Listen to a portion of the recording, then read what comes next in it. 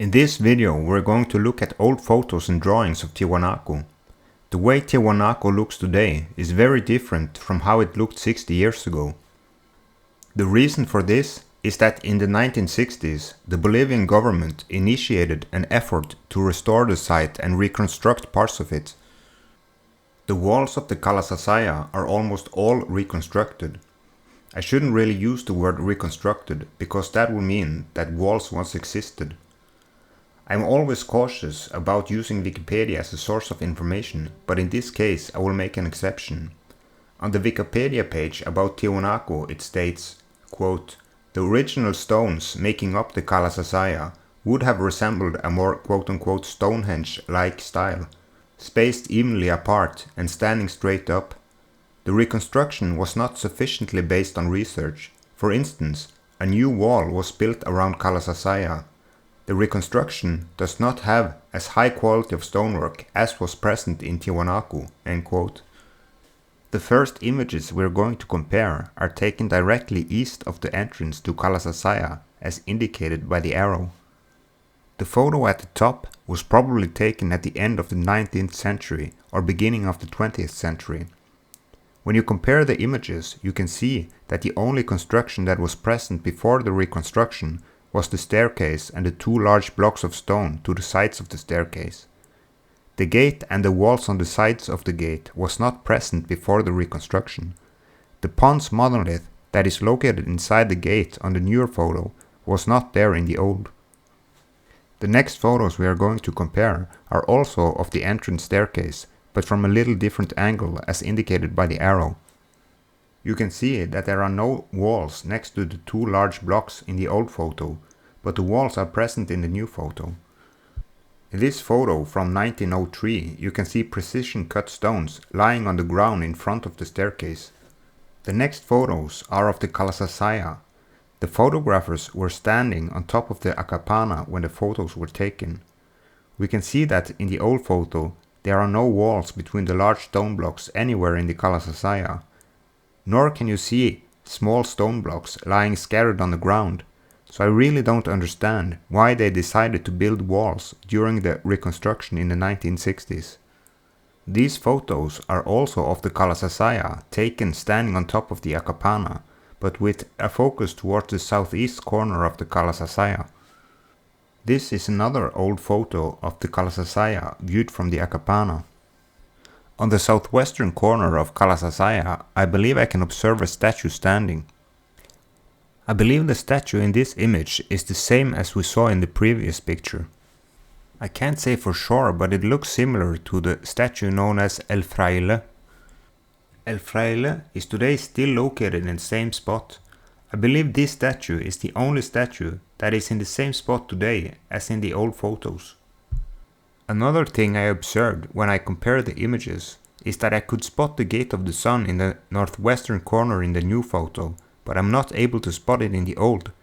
If we zoom in and use the large pillars of the Calasasaya as reference points and compare the area where the gate is today with the same area in the old photo, we can see that the Sun Gate cannot be seen in the same area in the old photo. Even if it was lying down, which it was at some point, you should have been able to see it in the old photo, if it was located in the same spot in the past as it is today.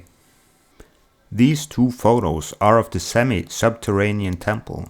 In the old photo it can be a little difficult to see what is what, so I have marked the entrance to the Calasasaya as reference points, and the encircled areas are the semi-subterranean temple. Stela 15, also known as the Kontiki statue, which is standing in the semi-subterranean temple today, is not present in the old photo. That is because it was discovered buried in the ground in 1932, together with the Bennett monolith, which is named after the archaeologist Wendell C. Bennett. I think there is a possibility that this photo is from the excavation of the semi-subterranean temple. And the same goes for this photo. In this old photo is a collection of stone heads.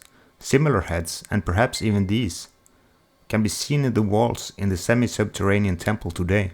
On the top is a drawing by George Squire of the pillars of the western side of the Calasasaya, published 1877.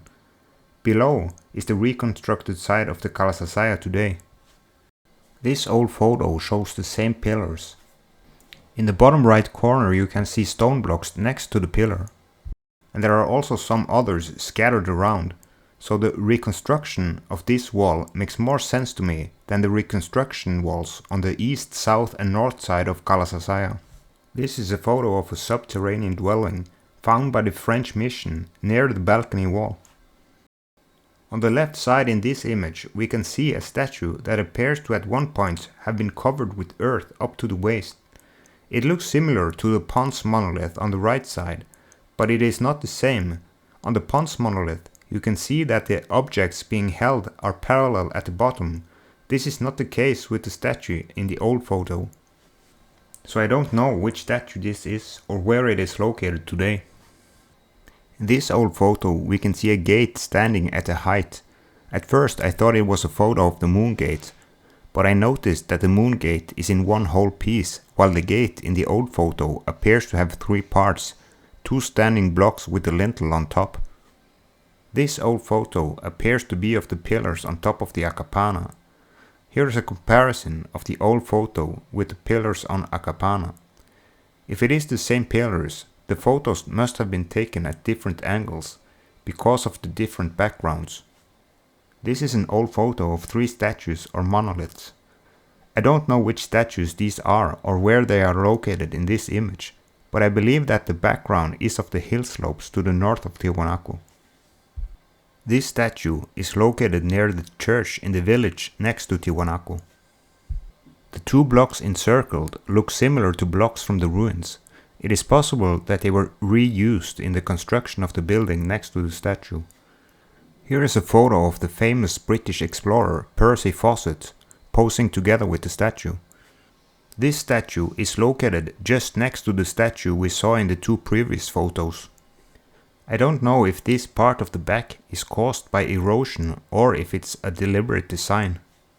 In this photo we see some native boys posing next to a gigantic stone block.